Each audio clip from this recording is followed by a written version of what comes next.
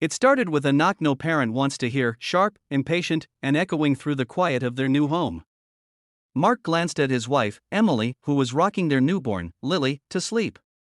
They'd moved into this lakeside neighborhood only 2 weeks ago, hoping for peace after years of city stress. But peace didn't live here, not under the watch of Karen, the self-proclaimed president of the HOA, Mr. Lawson. She shouted before he even opened the door. "Your baby's crying is disturbing the neighborhood." Mark blinked, stunned. It was 2 in the afternoon. Birds were louder than Lily's soft coos. Still, Karen stood there in her floral blouse, clipboard in hand, radiating authority she didn't have. "Ma'am," Mark said calmly, "she's a newborn. We're doing our best." Karen frowned, her eyes cold. "This community has standards. Noise complaints will be filed." Emily stepped into the doorway, exhaustion written across her face. "Please, she's just a baby, then maybe you shouldn't live here," Karen interrupted. Mark felt something stir deep inside, not anger, but instinct. The same instinct that had guided him for years on the force. But he stayed silent, not ready to reveal who he really was. As Karen strutted away, scribbling on her clipboard, Emily whispered, "Who does that?" Mark's eyes followed Karen down the path. "Someone who's about to learn what boundaries mean." He said quietly, he didn't know it yet, but that was just the beginning. The next few days felt uneasy. Every time Mark looked out the window, he'd spot Karen patrolling the street like a self-appointed officer.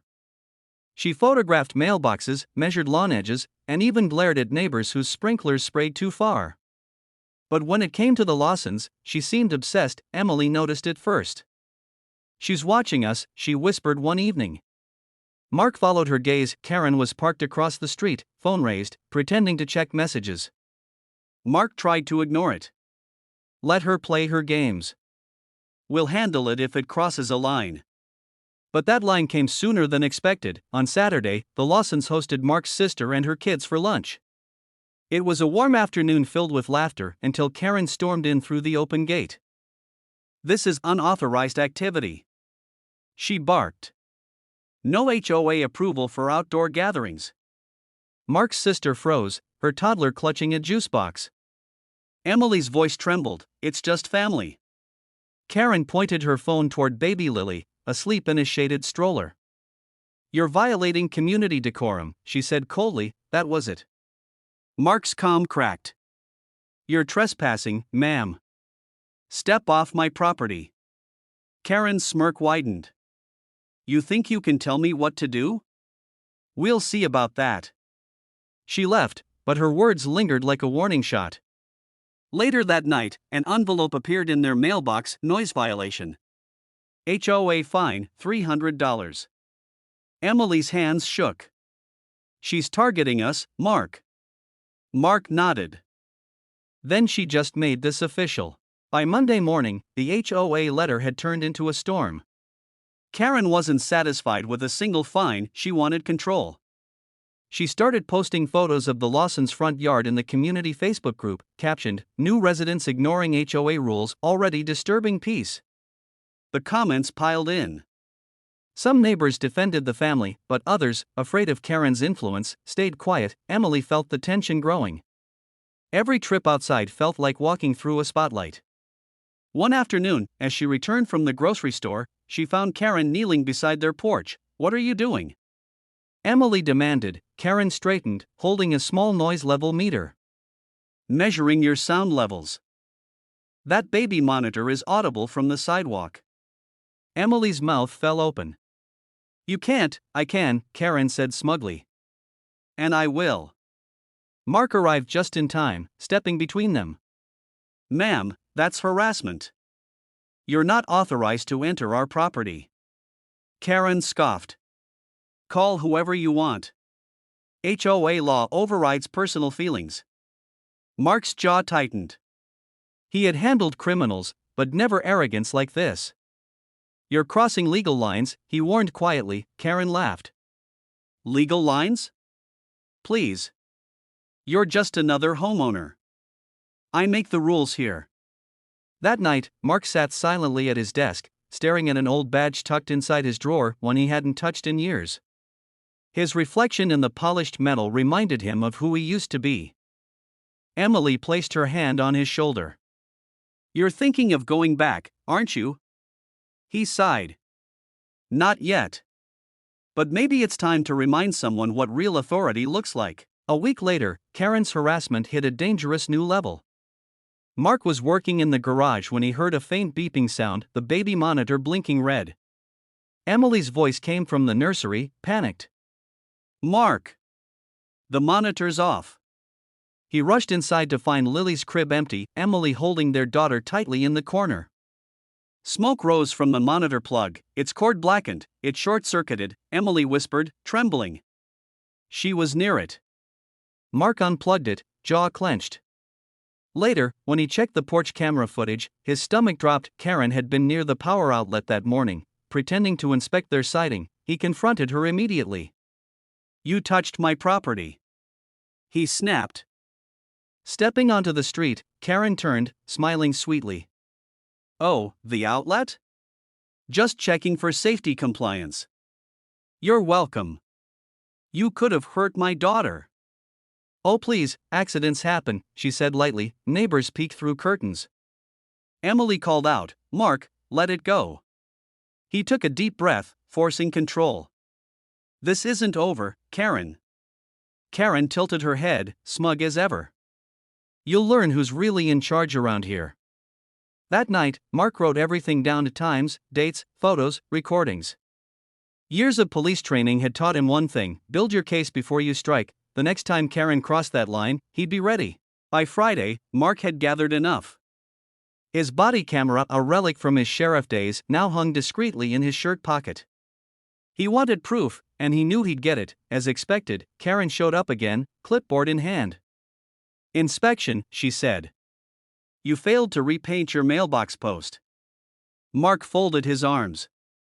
"You have no jurisdiction to enforce that without written approval." Karen smirked. "We'll see what the board says. Maybe another fine will teach you obedience." Mark hit record.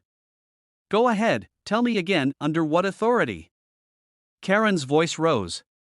"Under the HOA charter. I can enter your property anytime I deem necessary." Perfect, he thought. She had just confessed everything. Then Karen noticed the baby stroller nearby. "And that leaving baby equipment outdoors is a violation too." Emily stepped out, holding Lily. "That's our daughter's stroller, not a trash can." Karen sneered. "Rules are rules." Mark's tone cooled to ice. "You've said enough. Leave now before you regret this conversation." Karen turned away, muttering, "You'll regret living here." That evening, Mark uploaded the footage, filed a harassment report, and drafted a letter to the HOA board, complete with timestamps, witness statements, and video proof. He wasn't seeking revenge. He wanted accountability, but Karen didn't know that yet. 2 days later, the HOA called an emergency meeting. Karen walked in confidently, ready to spin her story, but Mark and Emily were already there. "Mr. Lawson," one board member began, "there have been multiple reports from Mrs. Peterson," Mark interrupted calmly. "And multiple violations from her." He handed over a flash drive. "I believe this will clear things up." The screen flickered, footage of Karen entering their yard, tampering with outlets, shouting at Emily, even insulting their newborn. Gasps filled the room. Karen's face went pale. "That's taken out of context," she stammered. Mark stood slowly. "Context is everything," he said. Then, pulling something from his pocket, he placed it on the table, his old sheriff's badge. The room went silent. Karen froze, her fake authority crumbling. Your law enforcement?" "Retired," Mark said evenly. "But I still know the law better than your clipboard." The board chair cleared his throat. "Mrs. Peterson, you're suspended pending investigation." Karen's voice cracked. "You can't do this." Mark gave her a look that could cut glass. "Actually, I can." Weeks later, the neighborhood had changed. No more daily inspections, no more threats, just quiet mornings and friendly smiles. Karen had been officially removed from her HOA position after multiple complaints surfaced, not just from the Lawsons, but other neighbors who finally spoke up. Emily sat on the porch, baby Lily giggling in her arms. "Feels like we can breathe again," she said softly. Mark smiled. "Told you. Sometimes you just have to show people who they're dealing with." A delivery truck stopped by, dropping off a letter and official apology from the HOA board. Inside was a note: "Thank you for restoring peace to our community." Mark tucked it away, content. He didn't need recognition, just justice. That evening, as the sun dipped behind the trees, Karen's old house sat quiet and empty. Some said she moved to another town, others whispered she joined a different HOA. Emily laughed when Mark said, "Let's hope they have good insurance." He looked at the lake shimmering nearby, peaceful again, and whispered, "Justice served." And that was the final twist in this unbelievable HOA story. If you love the drama, don't forget to like, subscribe, and drop a comment sharing your thoughts. It really helps this channel grow.